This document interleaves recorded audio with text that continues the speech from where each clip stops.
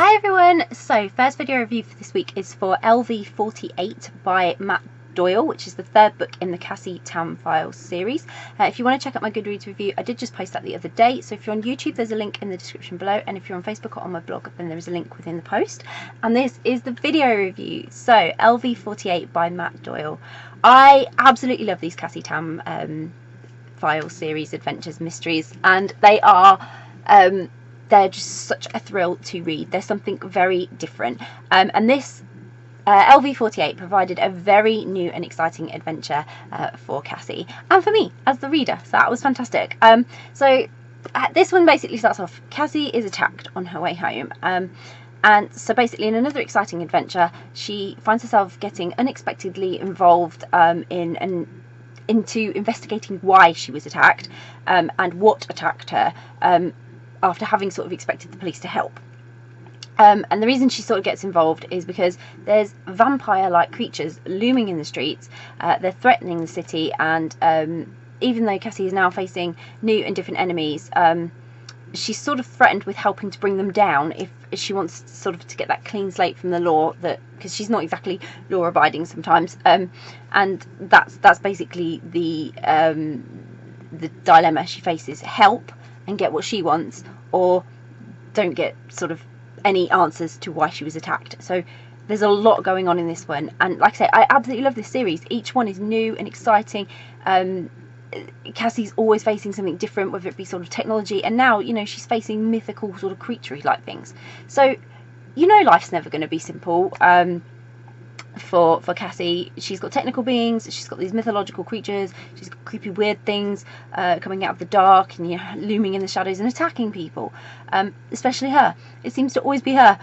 She seems to be a target, but it's the mystery that always surrounds Cassie and the investigation she finds herself pretty much embroiled in that really make the stories. They're always really sort of well woven into the plot, and there's always a deeper meaning behind it, and there's always somebody pulling some strings somewhere. It's very thrilling and very mysterious as well, as having that sci-fi edge. It's got a little bit of everything, and it's fantastic, but it's an ever-changing world, and each time Cassie really is facing new challenges, and you never know what they're going to be. Like, I never expected her to be facing like vampire-like creatures in this one. She's always been tech-based, like for sci-fi, and now here we come with the mythological creatures. I was just like, oh my god, are they actually real? Like, that's the other question you're asking yourself, like, how real is what she's seeing, or how sort of artificial intelligence is it? Like, oh my god, there's so many questions. But with this story, it was exciting to see Cassie also how she handled working and assisting the law,